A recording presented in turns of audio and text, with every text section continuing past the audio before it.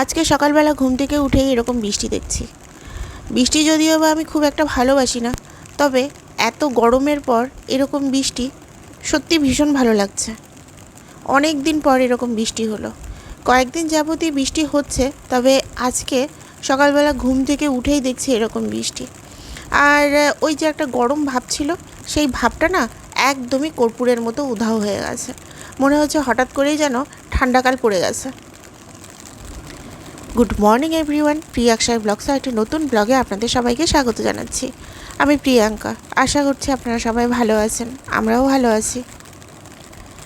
কয়েকটা দিন খুব ব্যস্ত ছিলাম আর শরীর তো খারাপ আগে থেকেই ছিল। আবার কয়েকটা দিন বাড়িতে আত্মীয় স্বজন এসেছিল, তো সেই কারণে খুব ব্যস্তও হয়ে পড়েছিলাম।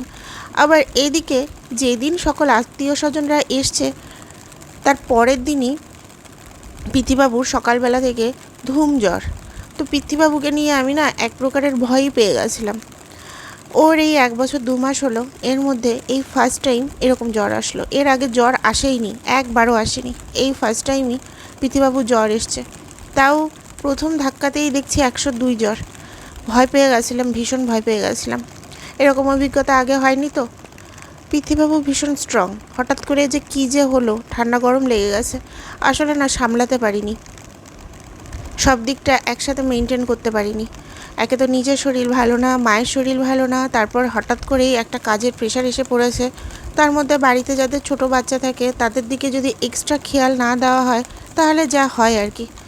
তো সেদিন হয়তো একটু গাফিলতি করে ফেলেছিলাম। পিতৃবাবু প্রচণ্ড ঘাম ছিল, ওর ঘামটা বসে গেছে খুব সম্ভবত। অন্য দিন তো মুছে দেই, তো সেই দিন এত ব্যস্ত ছিলাম বেশিরভাগ সময়টাই ঘামটা মোছা হয়নি।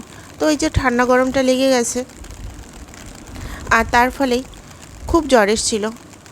ফার্স্টের দিন তো ঘরে যে জ্বরের ওষুধ দিয়েছিলেন ডক্টর, সেটাই খাইয়েছিলাম, কমেনি। তারপর আবার সেকেন্ড দিন দেখলাম যে 101 জ্বর, আর আমি কাল বিলম্ব না করে ডক্টরের কাছে নিয়ে গেলাম। আগের দিনই যেদিন জ্বর এসছে সেদিনই আমি ডক্টরের কাছে নাম লিখিয়ে রেখেছিলাম। সেদিন শনিবার ছিল, তারপর কারণ রবিবার দিন প্রচণ্ড ভিড় হয় তার চেম্বারে, আর সে তো সবসময় বাড়িতে দেখে দিতে পারবে না, সেও তো ব্যস্ত মানুষ, তারপরেও সে যথেষ্ট করে। তারপর তাকে ফোন করলাম, সে বললো চেম্বারে নিয়ে যেতে হবে, বাড়িতে তার সময় হবে না। চেম্বারে নিয়ে গেলাম, তখন যদিও বা পিতৃবাবুর জ্বর সেরকম ছিল না। তারপর সেখান থেকে ডক্টরবাবুকে দেখিয়ে বাড়িতে আনার পরে দুপুরের পরে মানে সন্ধ্যের দিকে আবার ফিরে জ্বর এসেছিলো। আমি সত্যি ভীষণ ভয় পেয়ে গেছিলাম। ওকে নিয়ে এত টেনশনে আমি এর আগে কোনো দিনই পড়িনি। তারপর ভগবানের আশীর্বাদে এখন সে একটু সুস্থ আছে। যদিও বা ডক্টরবাবু বলেছিল যে বুধবার দিনের মধ্যে যদি জ্বর না কমে তাহলে কয়েকটা টেস্ট করতে হবে। টেস্ট করতে হয়নি, পিতৃবাবুর জ্বর সোমবার দিনই কমে গেছে, মানে আর জ্বর রিটার্ন আসেইনি। আর আমি এই যে আজকে সমস্ত কাজ কমপ্লিট করে ছাদে চলে এসেছি পুজো করতে। আমার পুজো প্রায় কমপ্লিটও হয়ে গেছে। সকালবেলা ঘুম থেকে আজকে উঠেই দেখছি 5:30টার বেশি বেজে গেছে, আর ছাদে উঠে দেখছি এই যখন ছাদে উঠেছি তখন মোটামুটি 6টার মতো বাজে।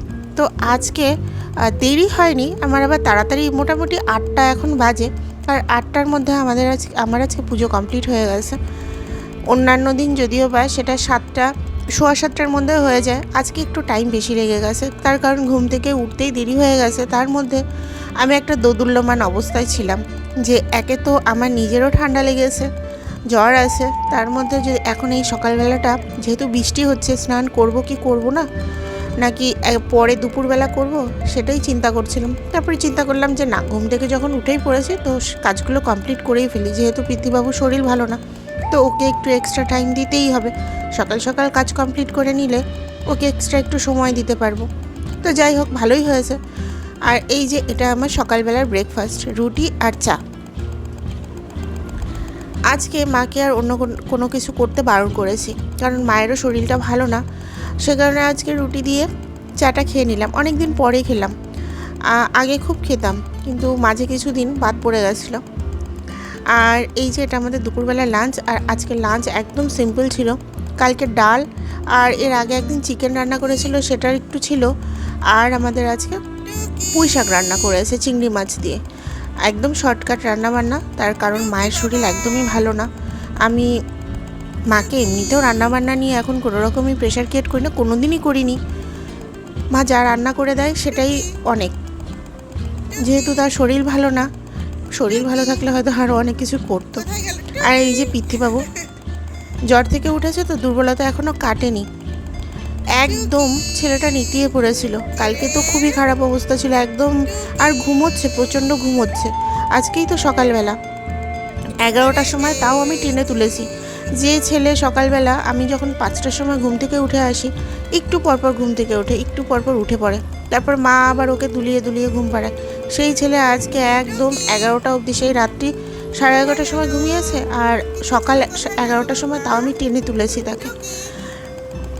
যাই হোক, সবাই আশীর্বাদ করবেন ছেলেটা যেন ঠিকঠাকভাবে তাড়াতাড়ি সুস্থ হয়ে যায়। আর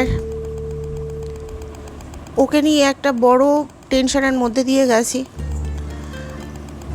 দেখা যাক কি হয়। আর যাই হোক, আজকে তাহলে এই পর্যন্তই রাখছি। আমার এই চ্যানেলটিকে আপনারা অবশ্যই সাবস্ক্রাইব করবেন, আর ভিডিওটি ভালো লেগে থাকলে অবশ্যই একটি লাইক করে দেবেন। সবাই ভালো থাকবেন, সুস্থ থাকবেন। আবার কথা হবে একটি নতুন ব্লগে, ততক্ষণের জন্য টাটা।